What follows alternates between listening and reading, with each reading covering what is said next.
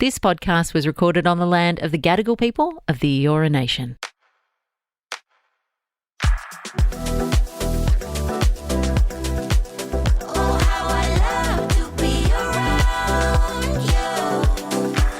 Guys, welcome back to another week of Mad About You. We are stoked to have you with us. We've got a couple under our belt now, so if you're still listening, we do just want to say that we truly appreciate you, and without you guys listening, we'll probably be axed from doing this. So thank you for continuing to come back. Thanks for coming back, guys. Appreciate it.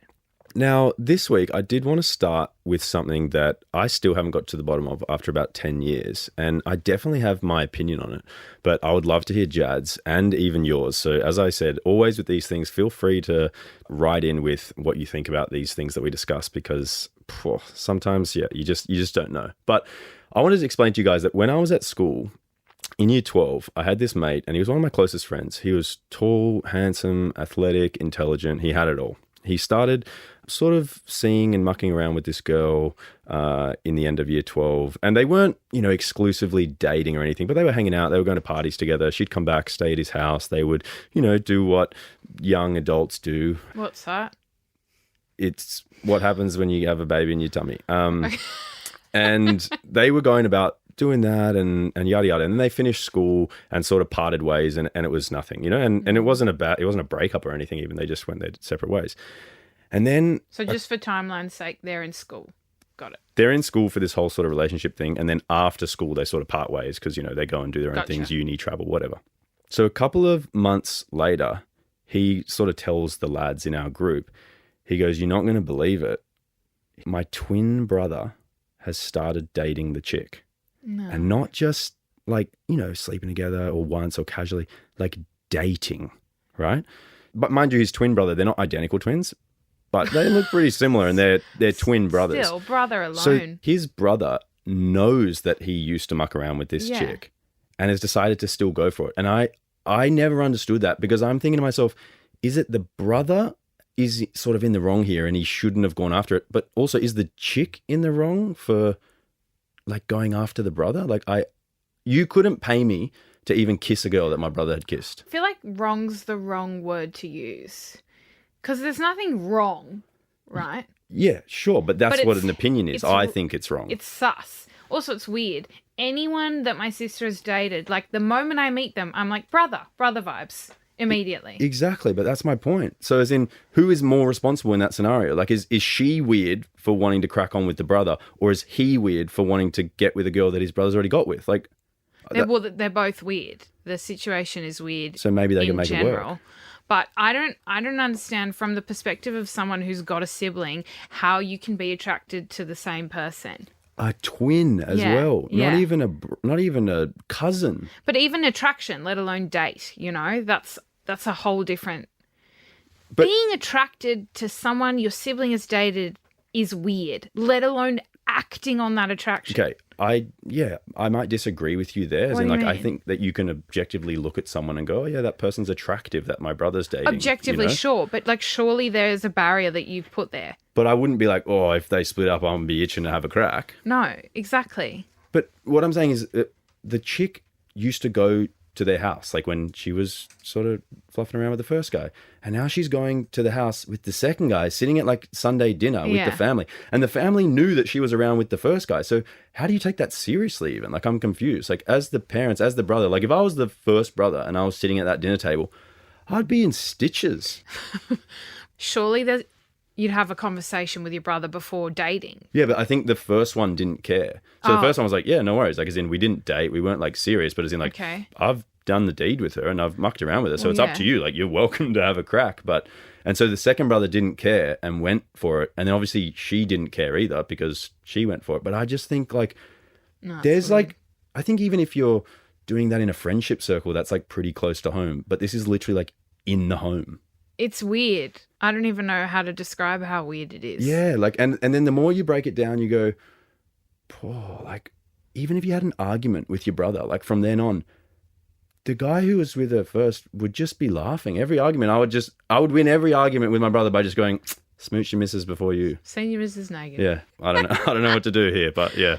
I would feel really strange about that. Yeah, it's a tricky one. If we dated, you and I, and then Yaz came home with you a few years later, I'd be like, that's so weird. What are you doing? Exactly. It's weird hearing about it. But I'd find it weird. Like, I find it weird that no one involved is finding it weird. I would hope you would find it weird. You know why? Because it is weird. Do you reckon the chick ever had fantasies about You get your shit together. Imagine having a podcast where people can't hear what you say. You're just laughing at yourself. Just wait. Just calm yourself and then talk. Do you reckon? No, you haven't calmed yourself. Okay, wait. Just take a minute, man. Sorry, guys. Take a I had breath. this thought and it's taken over me. Do you reckon the chick ever fantasized about the both of them? I mean, maybe, but that's pretty rogue at like 18 to be. But also imagine being the first brother and knowing that your brother's missus is attracted to you. Because confirmed attraction. You've been there. That would be so off-putting for me as the other brother. Yeah, I mean, but that's an odd one because, like, you're an incredibly beautiful woman. I don't think my brothers would look at you and not think you're attractive. And I also wouldn't care if they were like, oh, yeah, Jad's beautiful. Like, that doesn't bother me. But objectively, not like I'm attracted to you. Do you know what I mean? I feel like they're very different. Like, I can look at someone who's physically attractive but not actually be attracted to them. I feel like that doesn't even make sense. Like, you can acknowledge, oh, that's an attractive specimen. It doesn't mean I want to bonk you. You know what I mean? Yeah, that's what I just said. Yeah. I said, I'm sure my brothers look at you and think you're attractive and don't want to bonk you. Yeah. Well, I hope, anyway. I hope so. Yeah. I mean, leave your brothers out of this. Anyway, yeah, I thought that would be... Imagine if that's just... She's re-entered the family with hopes of pursuing the both of them at the same time. Do you reckon the parents have a right to say something? I would say something. To who? The girl or if it was your my son? kid, I'd be like, hey, really? That's it? That's your Yeah, I'd be that's like, your input as a parent? you know, how serious are you about this chick? That's what I'd say. I'd be definitely saying the words and be like, hey, look, I'll do some quick maths with you. There's, almost 8 billion people on the planet. Half of them are women. Have a crack with any of the other 3,999,000,000. I mean, you're not going to go, no, completely. But you might suggest considering how serious it is. Yeah. Start with the neighbour. Just anyone. Oh, different. Okay. All right. Maybe not the neighbour. Maybe we don't suggest that to our kids. Okay.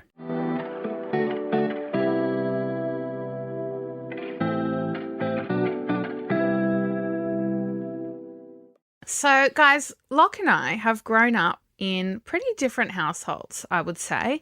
Opposites attract, however, so here we are. We've found one another. But we thought it would be very interesting to hear a little bit of parenting advice from both of our mothers as we enter this next chapter of our lives. We kind of just wanted to compare a little bit, see what kind of answers we got.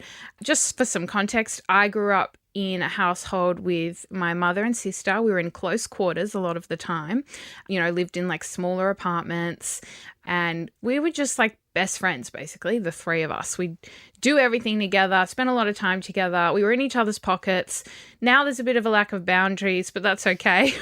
We move, love them to bits. But yeah, we were all very close. And it also meant that because we had this sort of friendshipy relationship, that maybe mum let us get away with things sometimes a little bit. And, she was busy making ends meet as a single mother, trying to raise 2 kids. So, she'd probably come home at the end of the day and didn't necessarily want to be the disciplinarian all the time and, wanted to get along with her kids and have fun with them. And, I was saying to Locke the other day, maybe there were times where she kind of shared or confided in us with things that you would have done so with a partner in your house. So, things I'd come home and chat to Locke about at the end of the day, maybe she'd come home and chat to us about as we got a little bit older. So, yeah, we really formed this like close, tight-knit friendship. And my mum's a free spirit. If you guys have followed me online for a while, you would have seen snippets of her for sure. But she's free-spirited. She's very creative, very much one to go with the flow of life and just feel things out. She loves talking about feelings.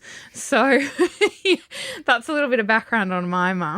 And then my mother, or my family in general, I come from a big family, so I'm one of 5 kids.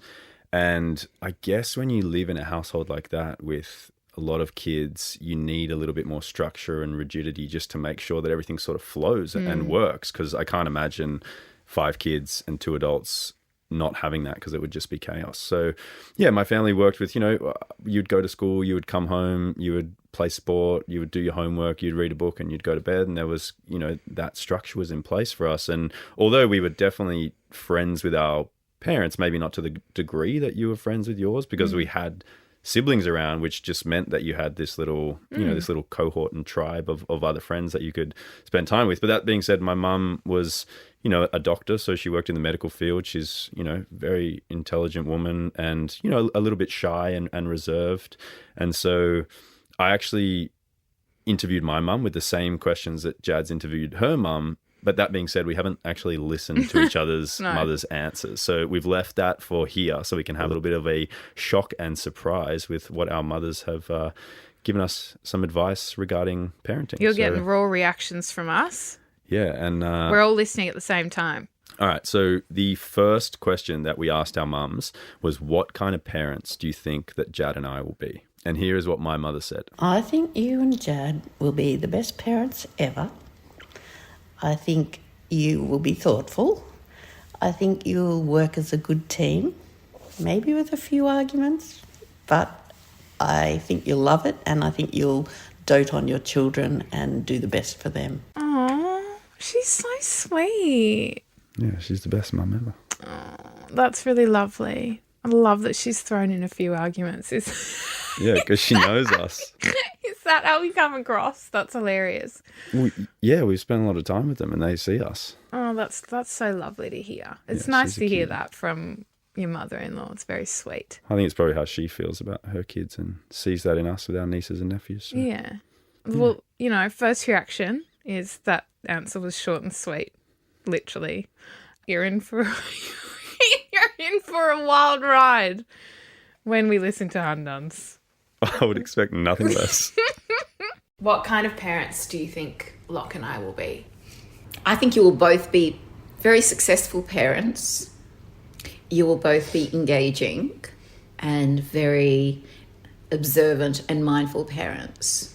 I know that you and Locke will be different types of parents, but together, I think you're very good at working together to be Go team. The best version of yourselves, because I've watched the two of you be like that in your relationship. So I think that will extend itself into your new family unit. So you will both be really beautiful, engaging parents who will be mindful in how you're parenting.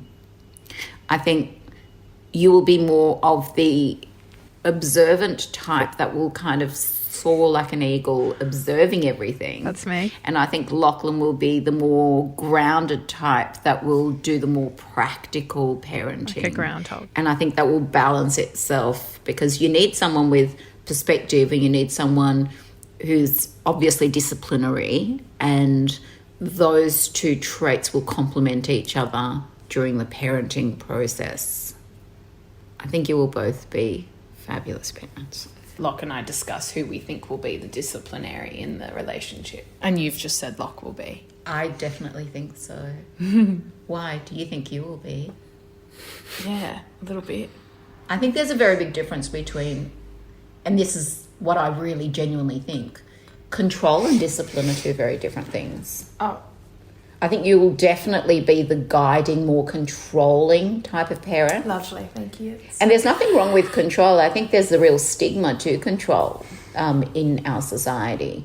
There's, when people say control, it's and it's the word needy. I think these labels people put on things these days is a negative.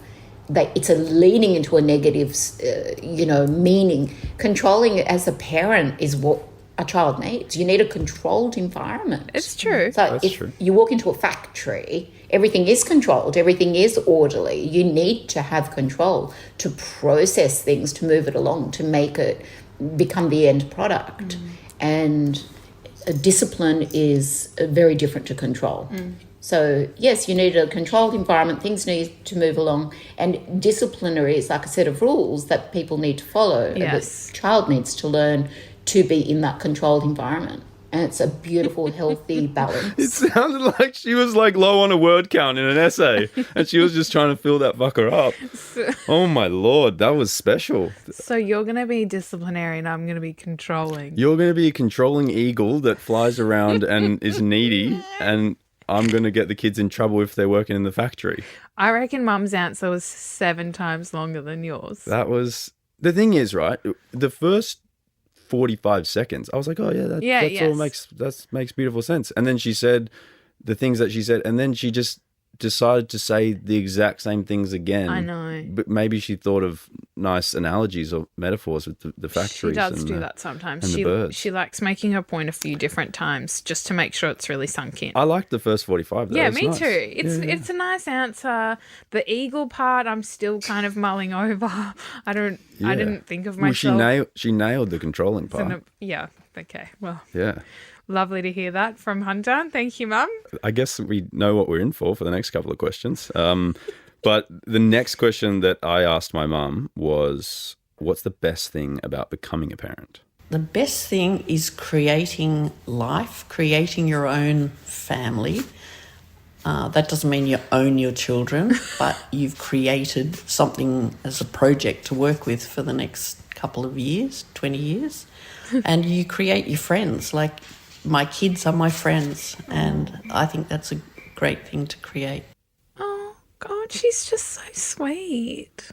Are you getting teary? No.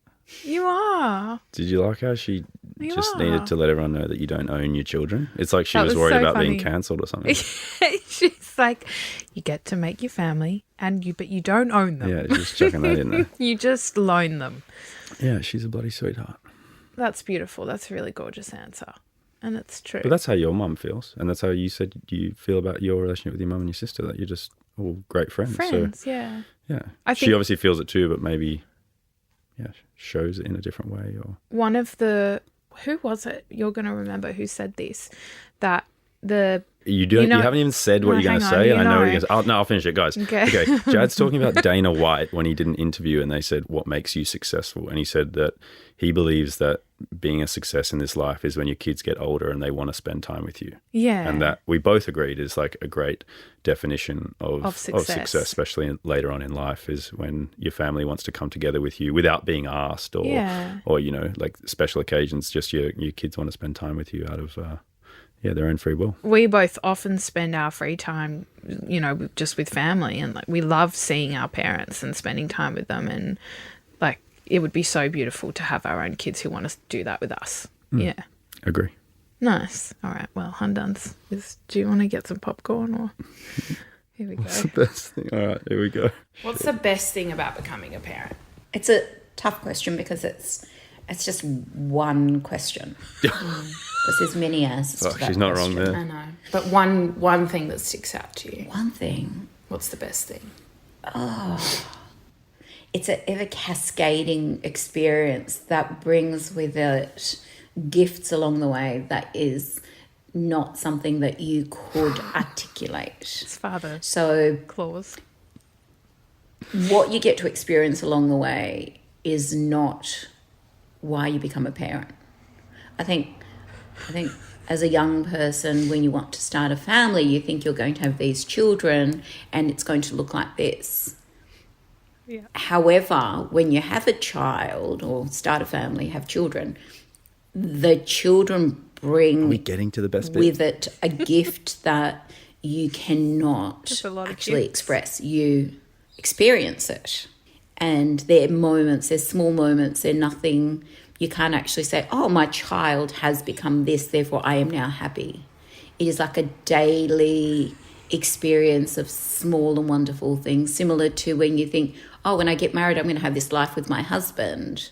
The picture is very different to the experience of daily experiences. And there are lots of little bits of moments that add up that make a structure for you. And your home is rebuilt with a new family. Your kids are going to build your house for you.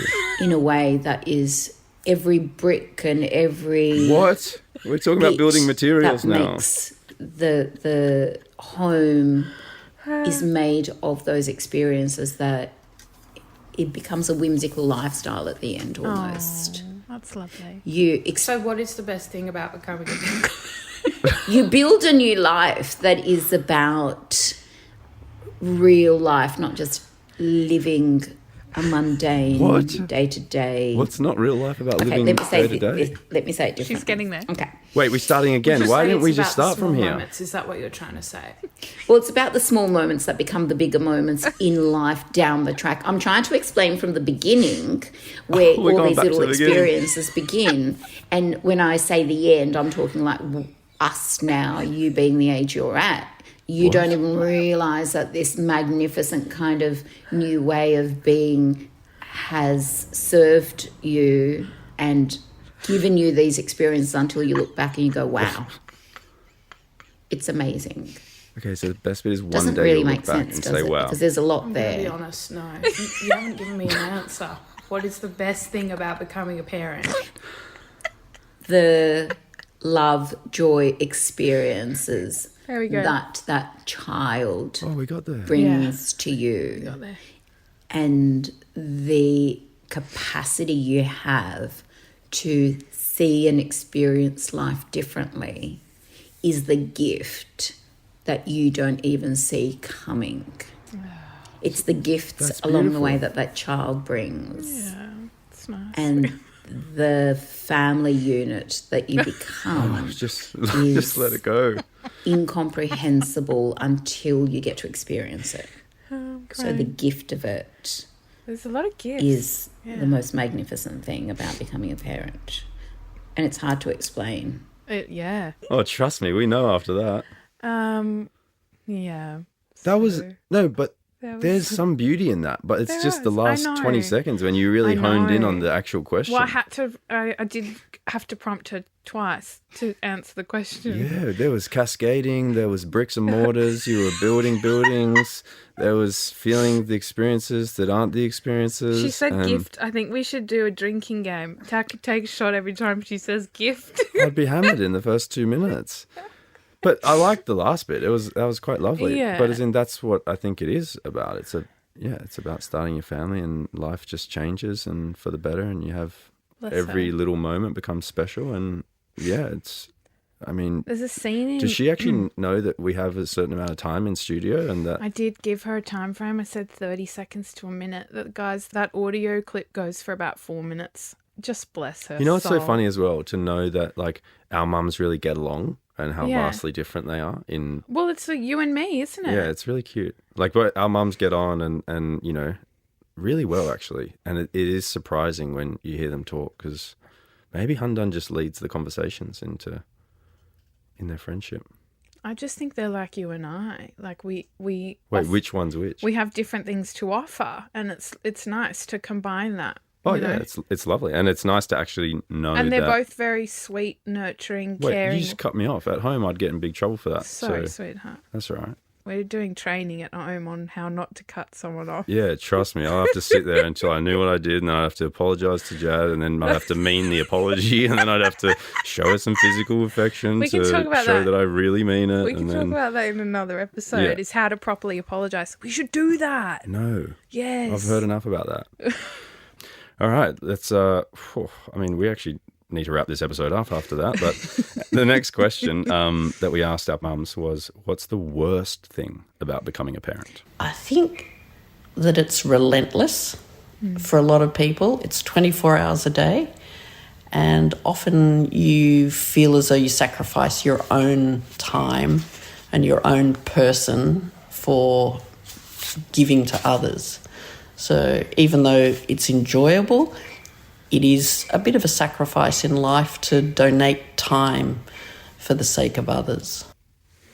Yeah, and that's all your mum does. Is she's just constantly doing things for other people. She's like a saint. Yeah, she is. She's filling all of her time with how can I possibly add to other people's lives and my family's lives. And Yeah, I think she's a very dedicated person to her family, very which is selfless. beautiful, and everyone thinks the world of her because of it. So it's Yeah. lovely. But yeah, I think that's something that we're about to experience, and we have seen it because, you know, we have nieces and nephews, and you see how all encompassing this job is of raising children, and it does look like, I think that's a good word, like it does look relentless, you know, it's never ending, and every moment you're doing something for these new little kids. So yeah, as special as it is going to be, it's going to be tough. You see your mum do so much for you, you know, and you really learn to value it as you get a bit older, and you just feel like no matter what you do, you can never give back enough, you know. Like I just, every time I see my mum, like I want to take her something or do something, you know. I'm like, how can I make my mum's life a bit easier today? And you know, she's still doing so much to help me. Like I still have to call my mum and say, please help me with this at 29. You know, I've got a baby on the way, and I'm sure she's going to help out when that happens, along with your mum. But yeah, it's just, you know, they all they do is just sacrifice.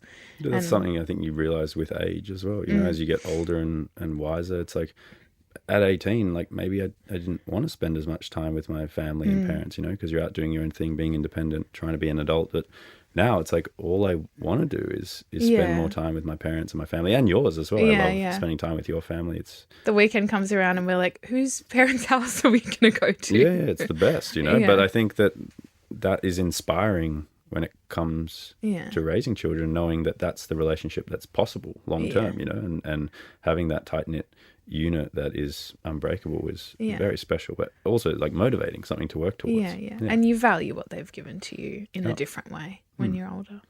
Amen. Let's hear what Bardon has to say. What's the worst thing about becoming a parent? Oh my God, the sleepless nights. Literally, it will make or break you. When you meet parents that talk about how their child slept through the night, and you have a child that doesn't sleep through the night, you actually think you've got the raw end of the deal. It's like, it's not great. Okay. It's really not. It's like, shit. The sleepless nights, seriously, are the worst. The other thing is, when they knew it was coming. Knew it couldn't be just person, this is a really significant one. This is a very good answer. Wait, she already gave the answer. Okay, when they become their own person, what happens is they make their own decisions as when they're teenagers. Then you realise that you become almost invisible to them. So as they're growing up, you have all this power and control over how you can mould your child or guide them or support them to become who they end up becoming, right? So you have the capacity to guide your child.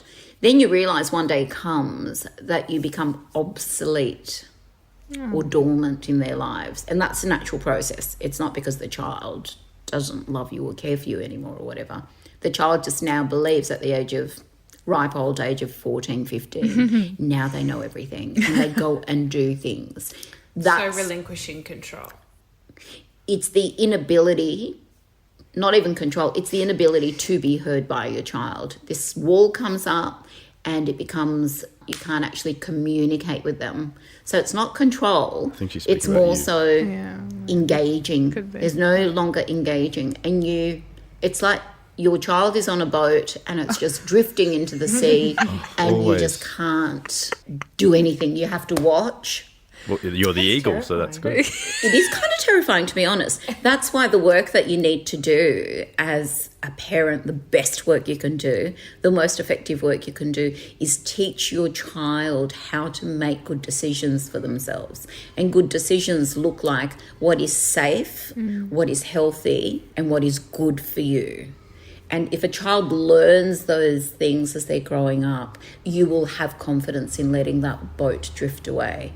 But if you get to that point and you haven't taught your child to think for themselves, you've always controlled or told the child how to be, you will realise that you want to fast rewind everything and do it all over again, because you absolutely cannot after that stage.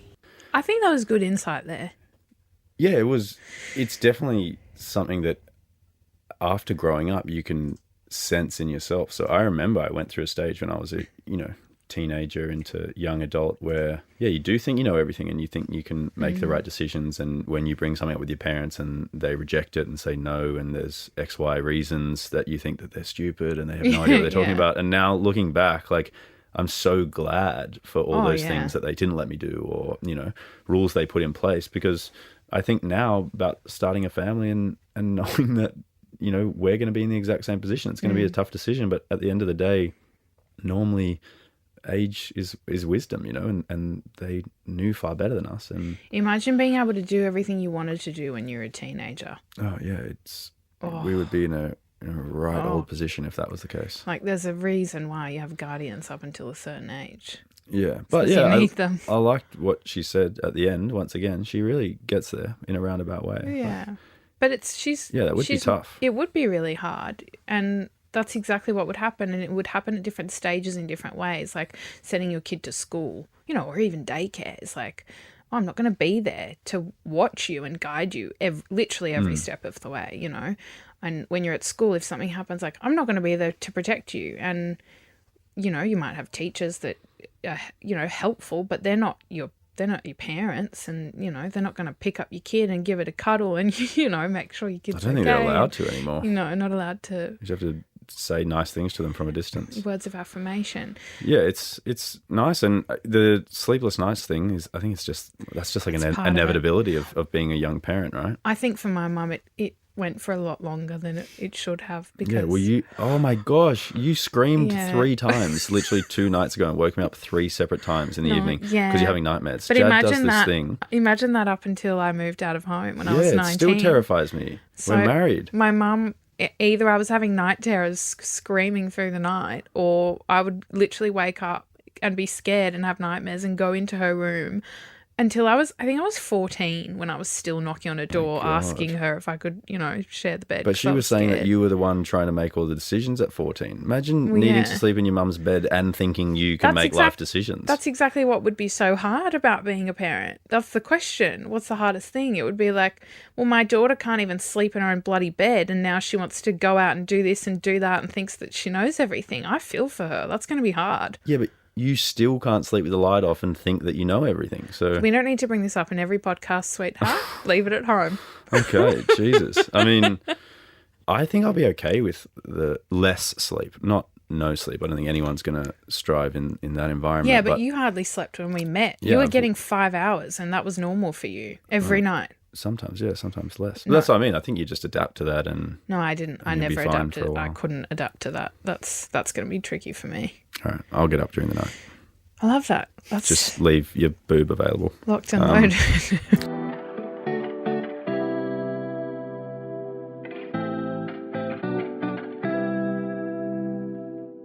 All right, guys, and the next question we had for our mothers is, what advice do you have for us about becoming parents? And we'll hear from my mum first. To enjoy every day, to enjoy the ups and the downs, to enjoy using your brains to solve problems together. So if you have a problem, it's good to think about it and not just react.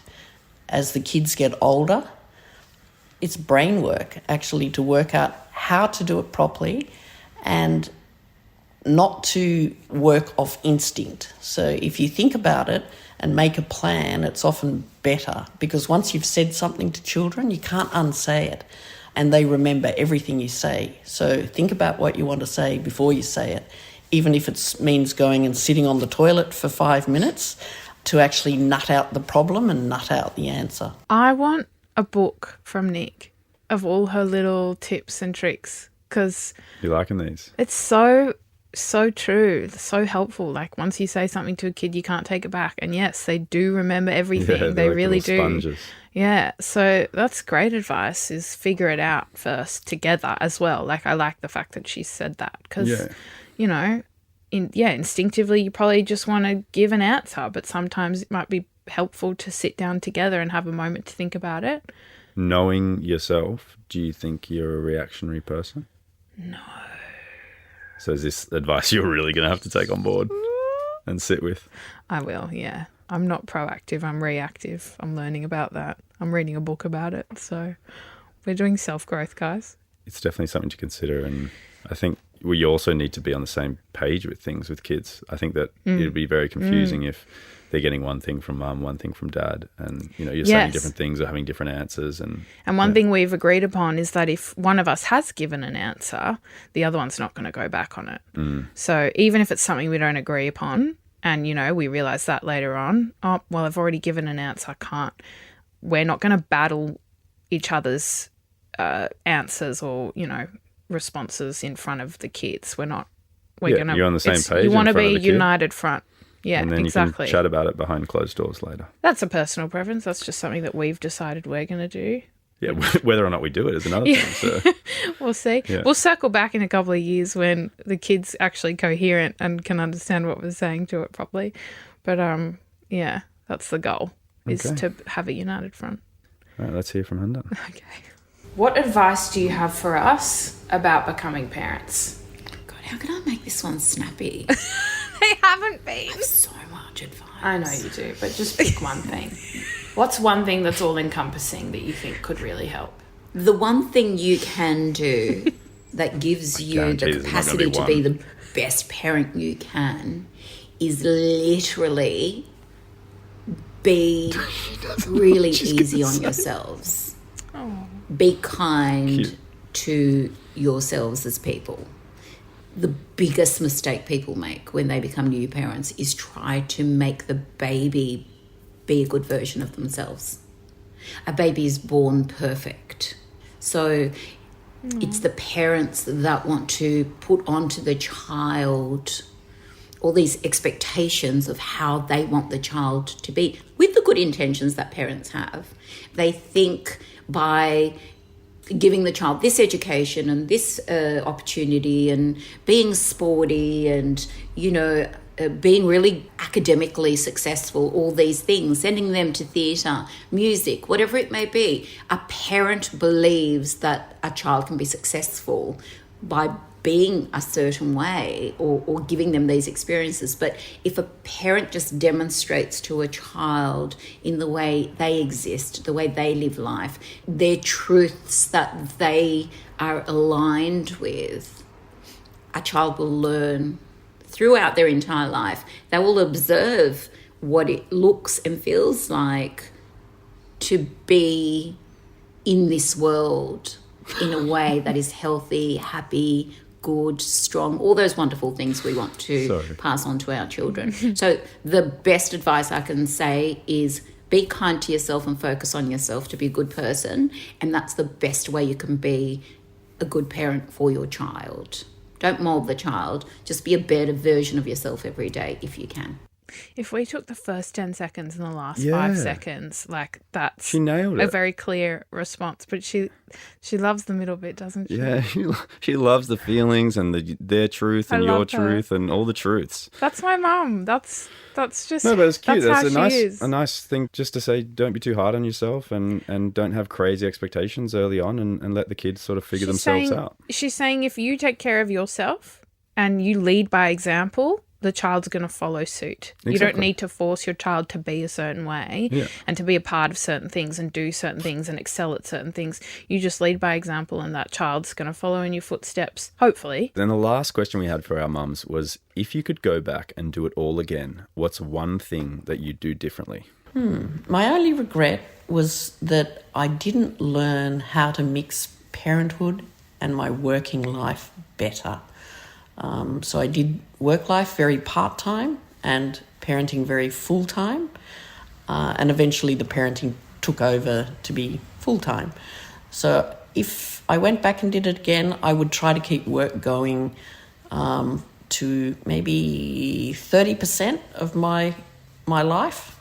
Maybe not 50%, but I think 30% would be a good mix with young children, and then you could work that up when the children grew up. What are your thoughts, my love? Yeah, I mean, I think that's.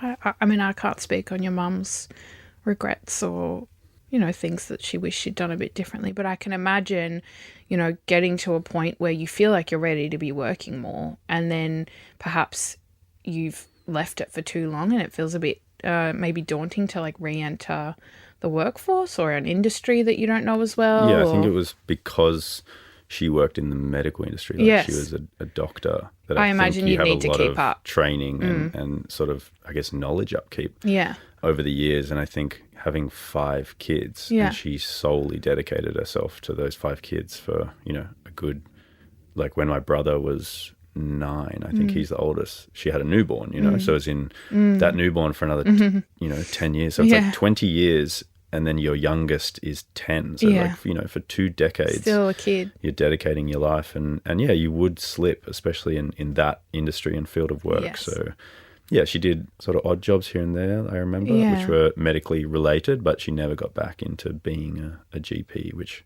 maybe I think she missed, Yeah. helping other people that weren't her family and stuff. Yeah, I can totally understand that. And the way our work is set up is very different to how, a lot of traditional jobs kind of are set up. So we will continue working.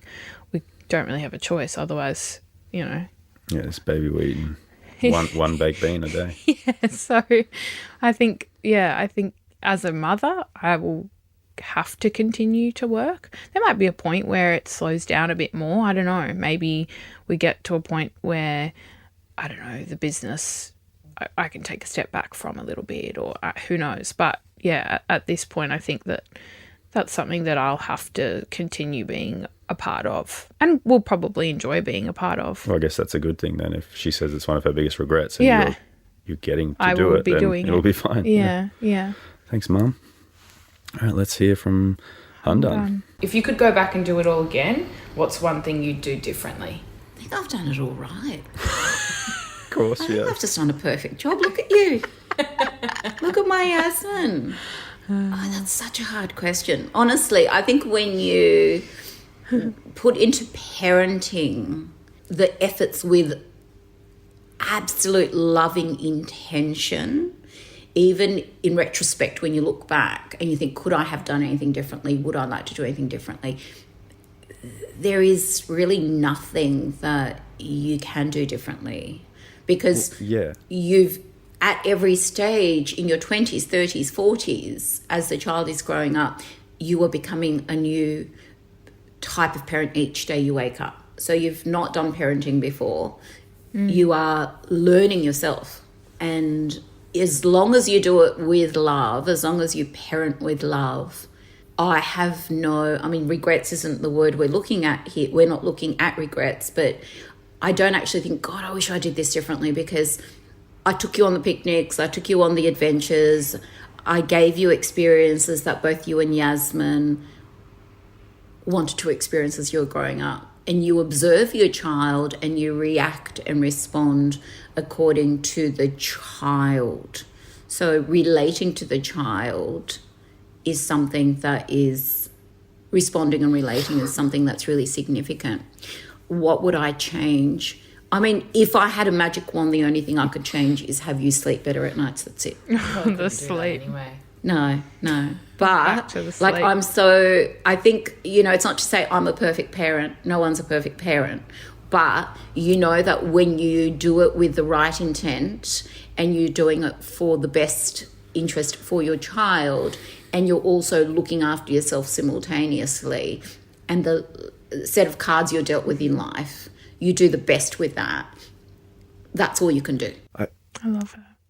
I love it too, but I'm She's getting, me. I I'm am getting her. more confused about becoming a parent.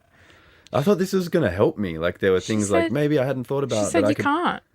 You can't regret anything. No, but that is the opposite. You could definitely do something differently. It doesn't have to be like a negative thing. It could still be a positive. Like She as doesn't in, want to. That's like, what she's I saying. saw that you girls really liked creative things, so I wish that I put you into more creative endeavors. But we did all that. That's what she's saying. Oh, yeah. Well, thanks, Handan.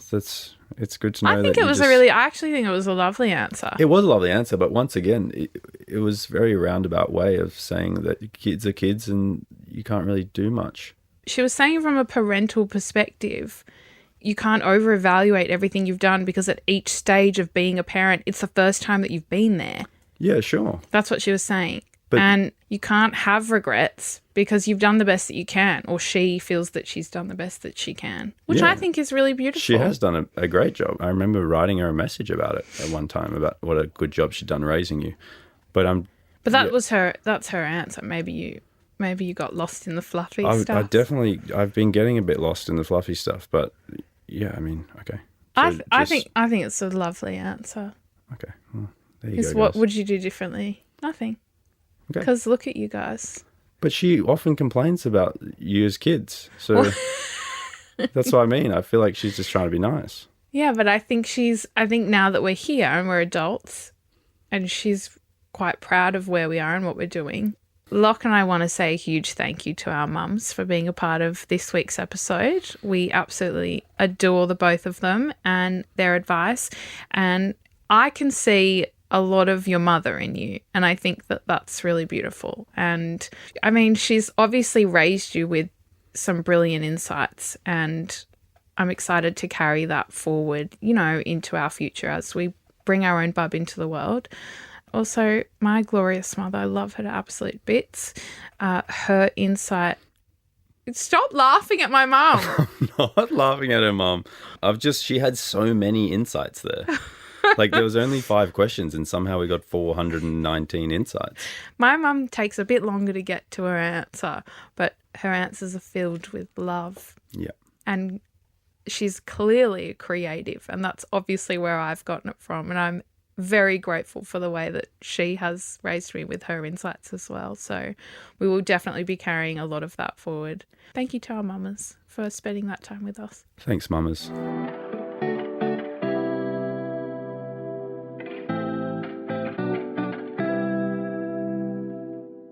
Let's move on to our favourite segment of the week, which is Ask Mum and Dad. Now, as you guys know, you feel free to send in any questions, queries, qualms that you have about life. Now, this week's one, Jad has from a DM, so she'll read it out to you. All right. Question is from Anonymous this week. It says, I've been dating my boyfriend for 2 years now. We had a bit of a rocky beginning, but both fell pretty quickly and jumped headfirst into the relationship. Now, I found out that he's cheated on me a few months ago. Not physically, but online. A girl sent him nudes. I found out only half of the story a couple of months ago, meaning he told me that she tried to send nudes and he denied them. I was destroyed, but we seemed to have a really good conversation about it, and he promised he told me everything, so we decided to focus on rebuilding our relationship and trust. But then I found out the full story.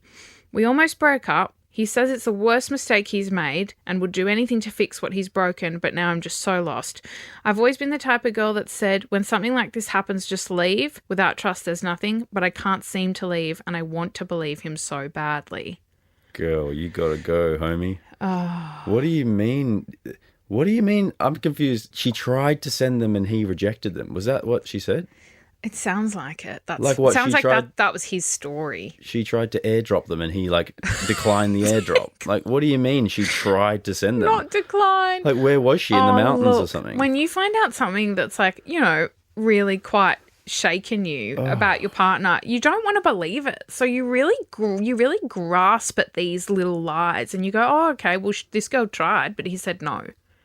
But what I don't understand, right? Like, why would you ever do that in a relationship? Like, why don't you just, if you want to see a naked body, just open up Google and type in boobs. Like, you don't, like, why do you need to? Is that what you're doing? No, but I'm just saying, like, that's your history? That's a bit different than creating a relationship with a person, getting to the stage where you're comfortable enough to send them, like, a request for, naked photos. Like, yes. That's a lot of, like, building in a relationship. It's not like you just texted someone online and went, oh, send us nudes. Yeah. Like, there must be, like, a bit of a build up in the relationship there. But as in, Yes, if you just want to see, you formed an emotional connection with this person online. It's not just his nudes. But yes. if you want to see a naked person that's not your missus, probably best to do it with someone you haven't created a relationship with, because that makes it a bit more personal. So that's what I said. Just Google boobs and you'll be right. I think the thing that's enticing for this person is the thought of, having a relationship with this other woman. I think that's the part that's,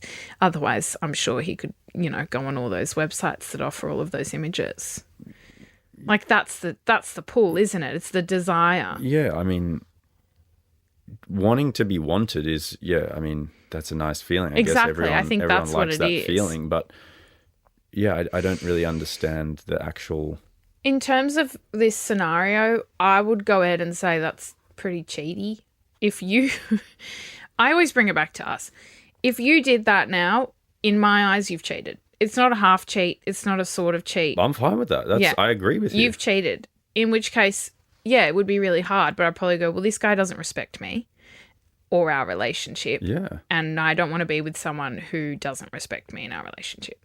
So I think I know what I would be doing, especially if it's not, it's a boyfriend, it's not a husband, you don't have kids, you've not made any really super long-term commitments. Get out while you can, because this is the kind of behaviour that people repeat if they find out that they can get away with it. If there's no consequences to your actions, you're going to keep doing the same thing. Yeah, but also in her question just there, she said, he promised that he told me everything, but then I found out like the real deal. So he's lying to you once you found out about it. Obviously, he's been shady. Yeah. You've then confronted him about it. He's told you that that's everything, and then you found out more. So not only has he done the shady thing, he's then told you that's all, and then he's lied to you about it, and then you found out more. As in, like, he just sounds like a character. Yeah. Yeah, Look, I reckon brush him. We both think you need to brush this person. Give him the big old brush, because I don't think he is long-term partner material. Do you want that person raising your kids? I couldn't move past that. It's very... It would haunt you. Yeah, I think about that every night. I'd go, who else are you messaging? Then you'd want to go through their phone, see what else they'd done. Oh, God, it opens up a black hole of... Yeah, I feel like once you lose that initial trust in a relationship, like, it's tough to build it back up. But yeah. He promised he told you everything. He didn't. She tried to send them and he just, his phone wasn't working that day. And then I just don't get it. If she tried once and it didn't work, well, should have kept it at that. Yeah, it's a bit shady, I reckon. Yeah, I'm really sorry that you experienced that. Finding that out would not have been nice. So. We are sorry, but we're going to help you, prevent you from further heartache and tell you need to leave now. Yeah, brush him, please. Not the nicest one to end on, but unfortunately that's us for another week of Mad About You. So, guys, if you have been listening and you have been enjoying it, let us just tell you that we really appreciate if you take the time to leave us a review. It does mean a lot with a podcast. Pretty please. And it would get the podcast out to other people. So if you could leave us a review wherever you're listening, that would mean a lot to us. And don't forget to subscribe. But thank you again for tuning in, and we will chat to you next week. Bye, guys. Thanks for coming.